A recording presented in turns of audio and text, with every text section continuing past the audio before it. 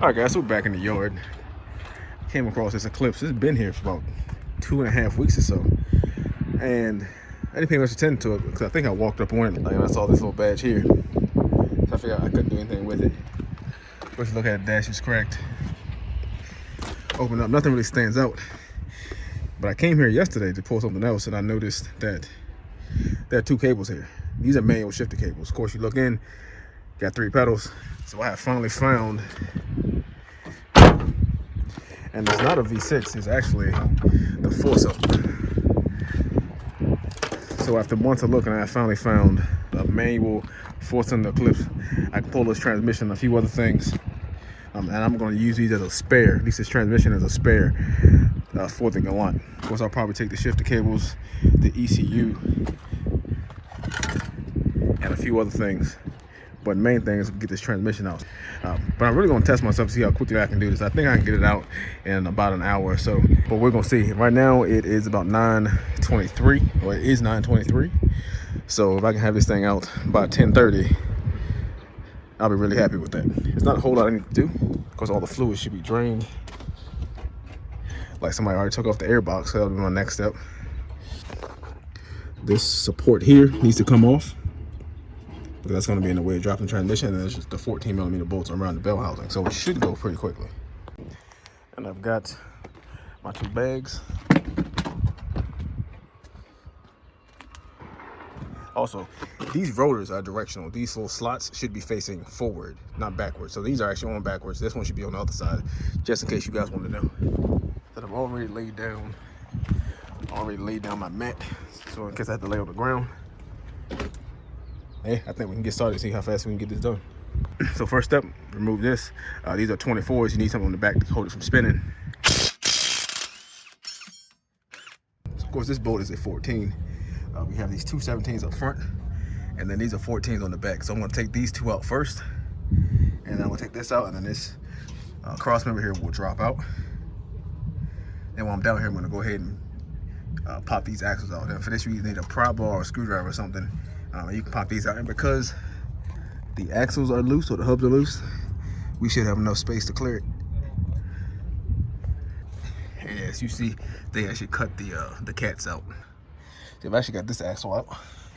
All we need to do is just take, this is just a shorter pry bar, put it behind the cup, and then I'm gonna need to hit this on my other hand to pop it out, because you're gonna need to jar it free. But that's all you gotta do to pop this out. And just like that, it is out. It is out. Also, pulled the drain plug, a little bit of fluid came out. Not gonna make the same mistake I made last time. I did take out the bolts that are here for the inspection plate. These are 14s. You do have these 10s that are up here.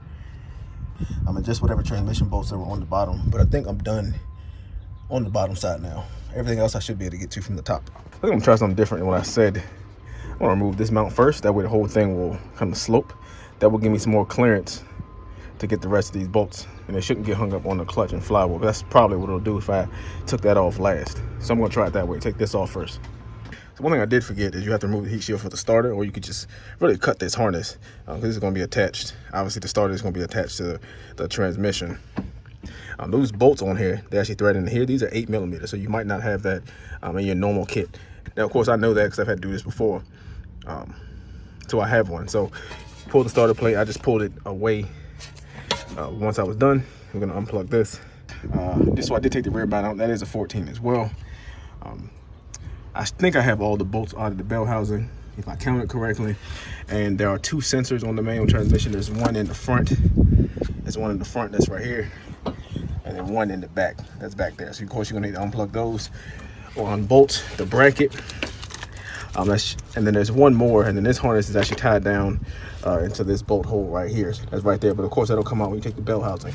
So it should be ready to come out. So now you need to find a spot where I can pry it and separate it from the block. All right, so I got it free. So I confirm I do have all the bell housing bolts out, but it's hanging up on this mount here. So I'm gonna go ahead and take these studs off that are on the side. These are 17mm. That way the mount will come free. All right, guys, so this is the point where you have to really be careful. So as you can see, it is out, but it is hung up. Of course, if I was at home, I would have my floor jack under it. Since I don't have that, only real option is for it to fall. Now I do have this tire that I'm gonna push under here so it doesn't fall all the way to the ground, even though that shouldn't be much of an issue. But I'm gonna go ahead and do that anyway, just as a precaution. But this is why you need some pry bars.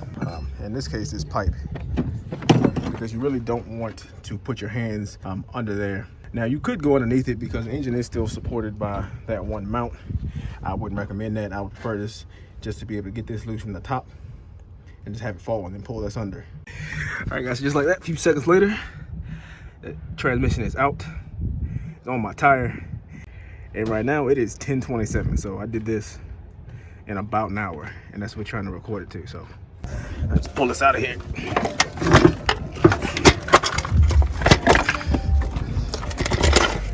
Now, my first thing is now, what's wrong with it? Why is this car in here? It doesn't appear that an accident put it here, even though it is different colors.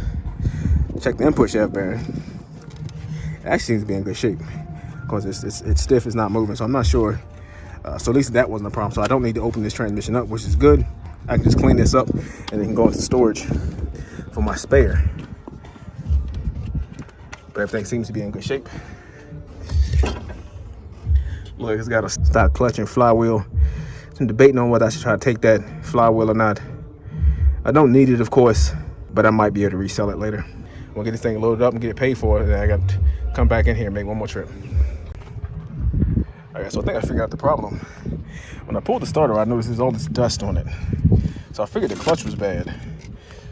And of course I pull it out. And see, that clutch just has no friction material left on it.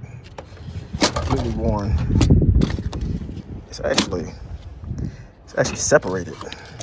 If you guys can see that. Like, so it should not rattle. It should be one piece. But this is probably why this thing was in here, because it had a bad clutch. And this looks like, you see the Mitsubishi logo. This is the original clutch, and this car has at least 200,000 miles on it, according to the sticker. So they junked this car because of a bad clutch, which is like a 2-hour job. Oh, this is good news for me though. The transmission's good. I don't need that anyway.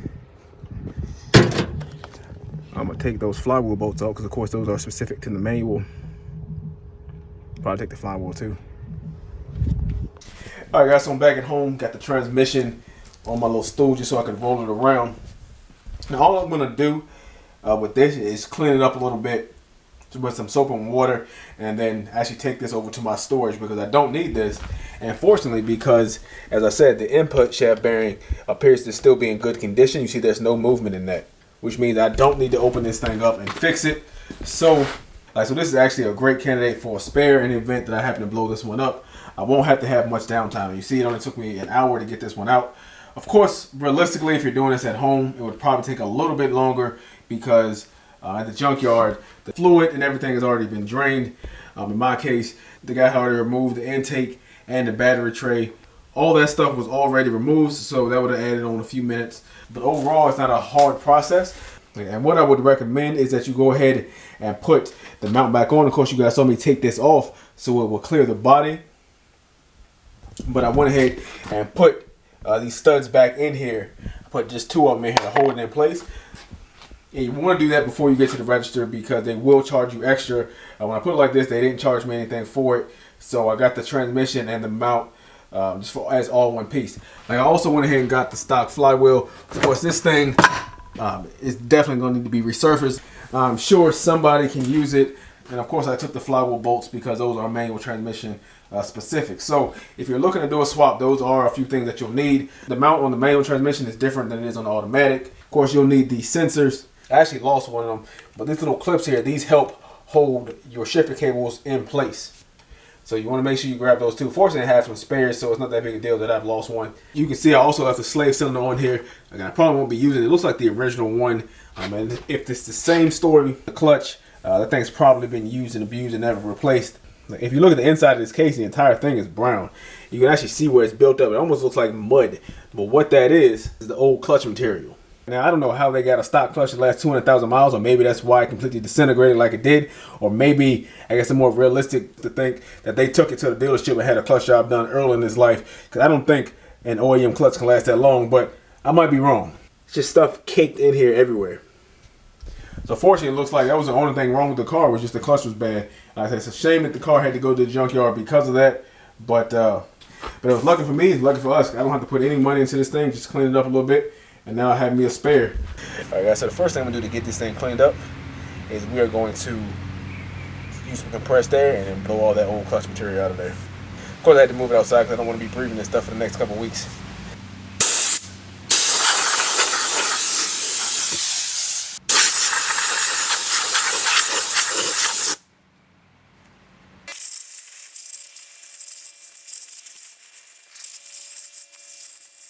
All right, so I'm really hoping the camera picked that up, but that was a ton of dust, and that's still more in there. Now I'm just gonna break up my pressure washer, give this thing a quick hose down, and just leave it out here to dry. Now, the only thing with pressure washing is you really want to block off the holes where the axles are. Of course, we won't be running this anytime soon, but you don't want water to get in there and then start rusting the internals, especially because this thing is going into storage. All right, guys, so to clean it off, I'm just gonna use my pressure washer with the foam cannon attachment. Trying to laugh at me here, guys, but what I did is I have some rags that I put in a plastic bag and then stuff them into the holes, and that's done like that on both sides.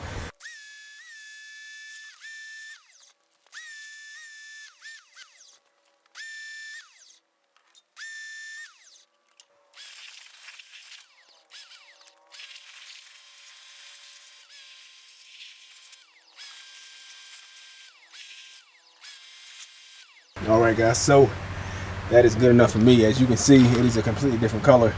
And of course, I'll go ahead and wipe it down just to remove that excess water. I'm happy with that. Call that done. All right, so that's really it, guys. Let me know down in the comments below what you think about the Junkyard series. I do go fairly often, so I feel like I have a good amount of experience to share if you guys are interested in seeing that. But with that said, if you haven't already, make sure you hit that like button, hit that subscribe button. Have a great day.